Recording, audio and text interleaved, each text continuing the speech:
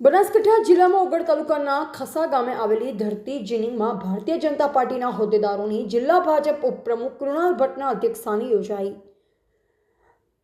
જિલ્લા પંચાયત અને તાલુકા પંચાયતની ચૂંટણીને લઈ રાજકીય પક્ષો દ્વારા આગોતરા આયોજન કરી મીટિંગો અને બેઠકો કરવામાં આવી રહ્યા છે। ત્યારે હવે ચૂંટણીના દિવસો નજીક આવી રહ્યા છે ત્યારે સિહોરી દિયોદર રોડ પર આવેલ ખસા ધરતી જીનિંગમાં બનાસકાંઠા જિલ્લા ભાજપ ઉપપ્રમુખ કૃણાલ ભટ્ટના અધ્યક્ષસ્થાને યોજાઈ, જેમાં પાર્ટીના સહકારી આગેવાનો, તમામ મોરચાના હોદ્દેદારો અને શક્તિ કેન્દ્રના સંયોજકો અને પ્રભારીઓ ખાસ કરી ઉપસ્થિત રહ્યા। જેમાં સૌપ્રથમ જિલ્લા ભાજપ ઉપપ્રમુખ કૃણાલ ભટ્ટ, જિલ્લા ભાજપ મંત્રી હંસપુરી ગોસ્વામી, મહામંત્રી રસિકજી ઠાકોર, પૂર્વ જિલ્લા ભાજપ મહામંત્રી ભારતસિંહ ભટ્ટેસરિયા, થરા માર્કેટ યાર્ડના chairman Ishwarbhai Patel, Banas dairy director Babubhai Chaudhary, Kankrej taluka Bhajap પ્રમુખ નટુભાઈ પટેલ, મહામંત્રી અમરસિંહ સોલંકી, મહામંત્રી રમેશભાઈ જોશી, થરા નગરપાલિકાના પૂર્વ પ્રમુખ પૃથ્વીરાજસિંહ વાઘેલા, થરા નગરપાલિકાના પૂર્વ પ્રમુખ Kiritbhai Thakkar, Isubha Vaghela, Ashwinsai advocate, Maheshbhai Joshi, IT cell Pushpaben Darji સહિત મોટી સંખ્યામાં ભારતીય જનતા પાર્ટીના આગેવાનો અને પદાધિકારીઓ હાજર રહ્યા।